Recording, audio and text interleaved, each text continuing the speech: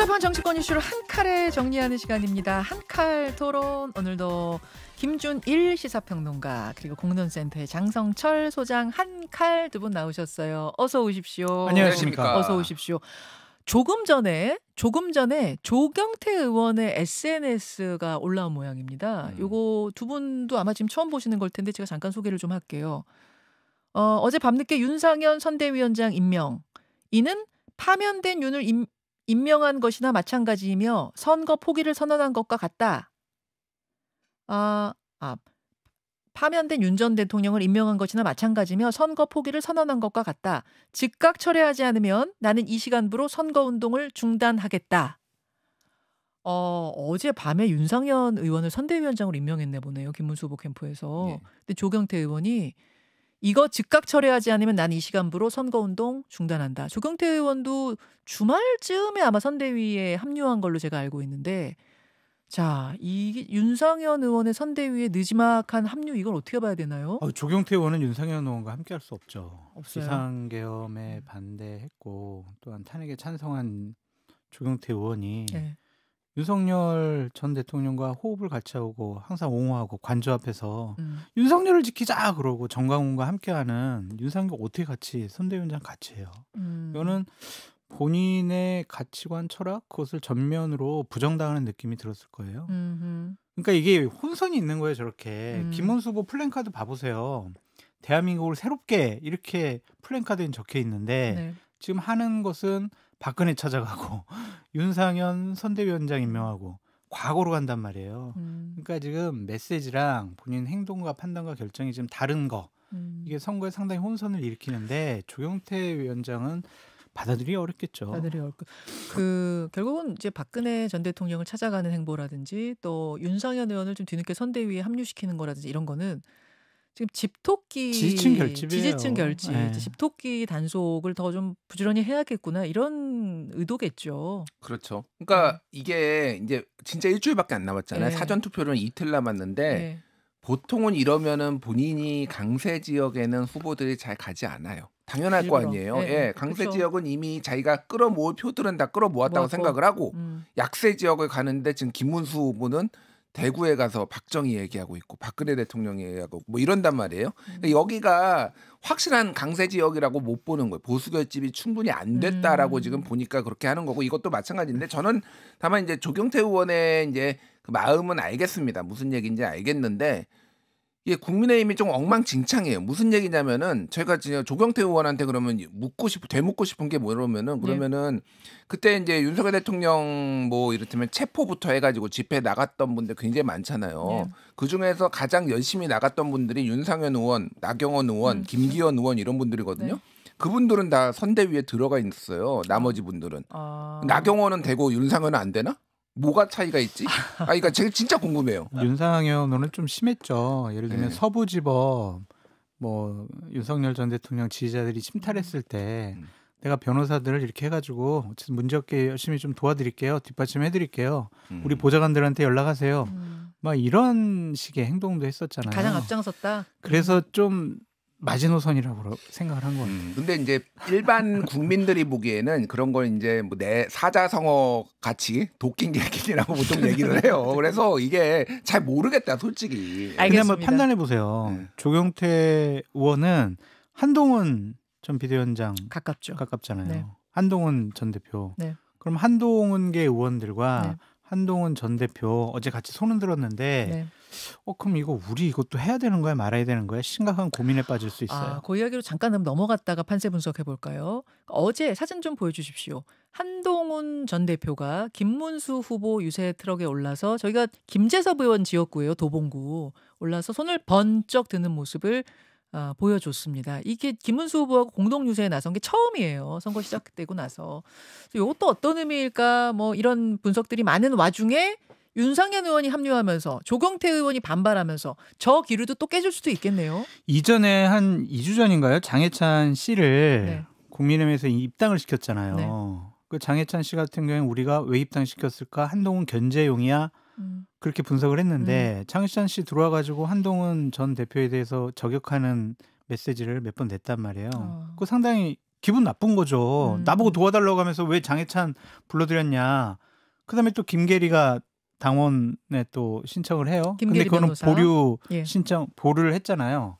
그러니까 그래서 이제 한동훈 막 여러 가지 설득해가지고 저렇게까지 세웠는데 네. 지금 저렇게 윤상현 의원을 비대위원 선대위원장을 시켰다라는 게 과연 한동훈 개로서는 받아들이기 쉽지 않을 것 같다는 생각이 들고 엄청나게 설득했을 거예요. 그래서 같이 한번 화면에 잡히게 좀 해줘라. 그 사전 선거 운동 하기 전에, 그 사전 투표하기 전에, 그리고 또 여론조사 발표되기 전에 그래도 한 번쯤은 같이 해줘야 지지층 그래도 결집할 거 아니냐. 설득해가지고 억지로 어렵게 저렇게 해놨는데 이것 때문에 상당히 좀 차질이 생길 수도 있어 보입니다. 윤상현 의원의 합류 때문에 네. 요 아침 요 중요한 부분인 것 같습니다. 네. 또 관전 포인트 같습니다. 자, 이야기를 다시 앞으로 좀 돌려보죠. 이제 정말 일주일밖에 안 남았기 때문에 판세를 좀 봐야 하는데 앞에서 여론조사 전문가 분석 들으셨겠습니다만 최근 나오는 거의 모든 여론조사의 흐름은 비슷합니다. 이재명 후보 상승세 주춤, 김문수 후보, 이준석 후보 뭐 소폭이지만 상승하는 추세. 두 분도 비슷하게 보고 계시죠? 원인은 뭘로 보세요? 장 소장, 뭐 김준일 평론가 먼저 하실까 이번에? 예. 앞에 이제 김영진 의원 그리고 이제 윤희용 센터장 네. 인터뷰도 제가 다 들었는데 그 앵커가 이제 사법부 이슈, 사법부 네. 압박에 대해서 영향을 준 거 같냐라고 김영진 의원이 이제 물어보셨잖아요. 아니 그러니까 제가 김영진 물었죠. 의원한테 물어봤잖아요. 김영진 의원이 저한테 묻지는 않더라고요. 예. 별거 없다. 뭐 이렇게 그 영향이 별로 없는 것 같다 이렇게 얘기를 하셨어요. 그러니까 저는 그거를 들으면서 우리 이제 청취자분도 아시겠지만 이게 이제 그 정당인과 평론가의 차이라고 생각을 합니다. 정당인은 그게 영향이 있어도 영향이 있다고 말을 못 하는 거죠. 그게 영향이 없으면은 왜 법안은 철회를 했으며 뭐 이렇게 선대위 차원에서 했겠어요. 민주당 쪽에서도 영향이 있다고 보는 것 같아요. 저는 그게 굉장히 제 이번에 최근에 지금 주춤하는 것 중에 가장 크게 영향을 줬다고 생각을 합니다. 사법부 뭐 민주당에선 사법 개혁이라고 하지만 이 중도층에게는 사법부 압박처럼 느껴지는 그런 법안들을 내는 부분, 이게 가장 크게 영향을 줬다고 보세요. 가장 크게 TV 토론이나 뭐 거북서민 이런 거보다도 더.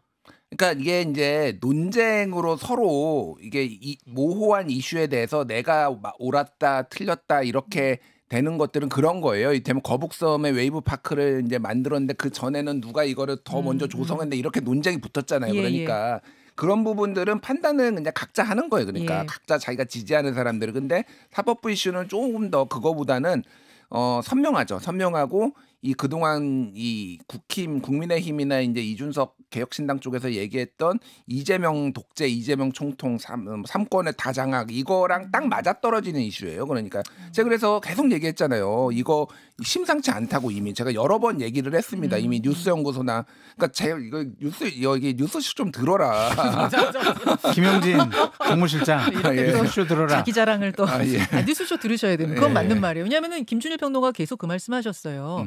민주당이 가장 정무적으로 조심할 것은 입법부, 행정부, 거기다 사법부까지 뭔가 장악하려고 하는 거야라는 시그널을 주는 걸 가장 조심해야 된다는 얘기 계속 하셨거든요. 결국 그게 여론조사 흐름에 영향을 줬다고 보시는 거군요. 예, 그래서 저는 지금 이재명 후보의 이제 하락세, 약보합세가 이제 더 이상 더 하락하지는 않을 거라고 봐요, 개인적으로는. 이미 브레이크를 잡았기 때문에. 브레이크를 잡고 약간 진보층에서도 지금 약간은 위기감을 느끼고 있어요. 최근에 이제 붙으면서 그 당선이 안 될 거라고 생각은 안 하지만은 그래서 다시 좀 재결집하는 현상이 나타날 거다. 막판에 되면은 그렇게 봅니다. 두 자리 숫자 이상의 이재명 후보의 압승은 저는 계속 말씀드리고 있고 예측을 하고 있습니다. 그러니까 최근 지지율 하락은 데미지가 좀 누적된 거 아니냐라는 말씀을 드리고 싶어요. 사법과 관련된 압박 지금 뭐 분석해 주셨고 또한 TV 토론 때 커피값 120원 무슨 호텔 경제학 또 이제 유세 과정 중에 나왔던 거북선 문제 이런 거 관련해서 제대로 해명을 못한 부분도 있는 것 같고요. 그다음 빅텐트라든지 중도 외연 확장 이렇게 외부 인사 영입하는 것에 대한 좀 혼선도 있었던 것 같고 김대남 실장이나 이런 경우. 그리고 제가 이제 유튜브나 SNS 보면은 최근에 민주당 선거 운동과 관련해서는 유세차 앞에서 의원들이 춤추는 것만 나오더라고요. 어떤 정책적 이슈를 막 지난주까지 주말까지 정책적 이슈를 주도하는 모습은 보이지 않고 그냥 신나가지고 서로 좋아서 막 춤추고 웃고 떠들고 이런 것만 보였어요. 그래서 민주당에서는 의원들은 유세차 앞에서 이제 춤추지 말아라, 댄스하지 말아라 그랬잖아요. 이제 그런 것들이 그냥 누적이 돼가지고 오만하네 교만하네 아이고 야 이러면 안 되겠네 이게 맞나 뭐 이런 생각들을 뭐 진보층에서 좀 하신 것 같고 중도층에서도 하신 것 같고 또 결론적으로 말씀드리면 어차피 선거 투표일 앞에 오면은 지지층 결집하잖아요. 보수 지지층이 김문수 후보 쪽으로 좀 결집하는 현상도 보이고 있다. 그런 것들이 두루두루 작동해서 최근의 여론조사 흐름을 만들어냈다. 그런 분석이세요. 아까 남은 변수로 윤희용 대표는 뭐니 해도 단일화다. 이렇게. 아니에요. 제발 나 앵무새 저 앵무새 할 거예요. 앵무새. 변수 아니에요? 단일화 안 해요. 진짜 안 해요? 이준석 후보 안 하고 그쪽 캠프에 있는 분들도 단일화하면 자기네들은 정치적으로 사망 선고를 받는다라고 생각을 해가지고 명분과 실리를 다 잃는 그런 단일화 안 한다. 근데 아까 민주당의 김영진 정무실장은 이분이 정무적으로 밝은 분이신데 그래도 단일화 가능성 남아있다고 그러시던데요? 내부 회의랑 이렇게 방송 나와서 말씀하시는 거랑은 조금 차이가 있게 하실 것 같아요. 그러니까 민주당이 지금 지지층이나 국민들에게 보여줘야 되는 거는 이렇게 방심하는 모습 보여주면 안 되는 거예요. 그냥 내부적으로 풀어져가지고 그래도 우리가 이기겠지 이렇게 좀 느슨한 모습 보이지 않고 끝까지 한 표가 모질랍니다. 우리 긴장끈 늦추지 않고 있어요. 단일화 등 모든 정치적인 이슈와 변수에 다 대비하고 있어요. 이렇게 보이는 게 맞으니까 그래서 그런 메시지를 내신 거죠. 정무실장도 그렇게 말씀하신 거지 단일화는 안 할 거라고 민주당도 생각할 거다 그 말씀이세요? 그러니까 단일화 왜 안 할 거예요라고 이유를 들어봐라고 말씀을 하시면은 좀 답답한 게 그냥 안 한대요. 해봤자 정치적으로 이득이 없으니까. 근데 사실은 저는 어제 두 가지가 보였어요. 네. 하나는 방송기자클럽 토론회에서 기자 질문을 받았는데 가능성 0%다라고 이준석 후보가 자신의 목소리로 직접 말한 그 부분. 0%란 말은 상당히 극단적인 표현이거든요. 진짜 안 하는 거예요. 0이라고 얘기하는 건. 또 하나는 당원 12만 명인가한테 문자를 발송했대요. 단일화 안 한다고. 이게 문자 발송이 제가 항상 여러분들께 말씀드리죠. 50원에 담은 100원의 장문 유료 문자 샵 1212. 돈이 많이 들어요. 많이 들어요. 기계같이 방금 얘기해요.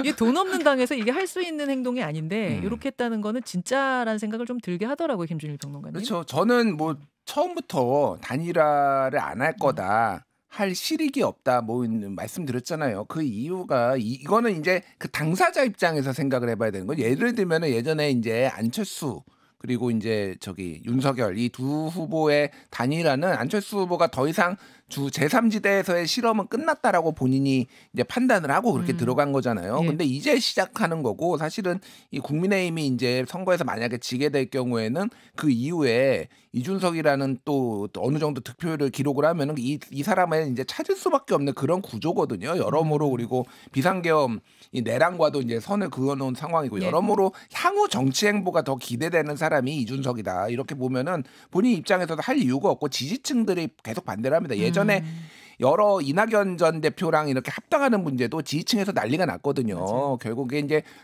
대선과 결국 깨졌잖아요. 대선과 총선은 좀 다르긴 한데 어쨌든 결국은 깨졌잖아요. 그러니까 이런 것들을 봤을 때 지지층 이제 뭐 온라인 커뮤니티를 중심으로 하는 그 지지층의 목소리를 거스르지 않는 스타일이에요. 이준석 후보는 그것도 있고 뭐 여러 여론조사가 나왔잖아요.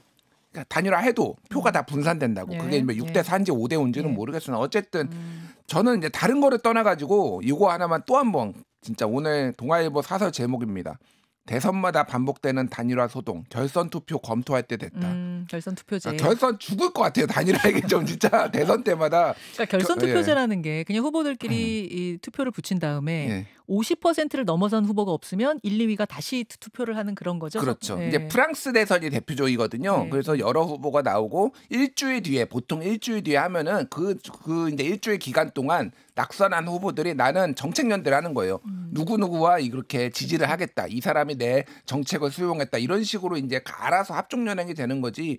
선거 때마다 이 단일화 얘기하는 건 너무 소모적이다.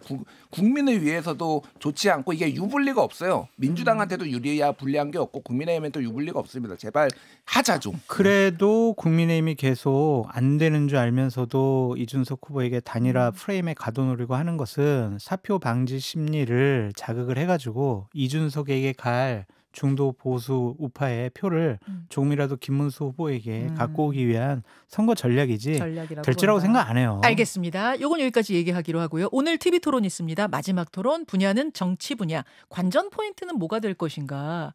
오늘의 관전 포인트는 어느 부분 누구 혹은 뭐 누구의 어떤 제스처 뭐라고 보세요? 김문수 후보죠. 김문수 후보에 주목하세요? 아니 이제 비상겸에 대해서 어떻게 생각하십니까? 내란에 대해서 어떻게 생각하십니까? 뭐 그런 되게 곤혹스러운 질문을 받을 수밖에 없잖아요. 탄핵에 대해서는 어떻게 생각하십니까? 부정선거에 대해서는 어떻게 생각하십니까? 정치니까 분야가. 그 질문을 답변하다 보면은 옛날에 했던 말 다 조사해가지고 옛날에 이러셨는데 지금은 어떠세요?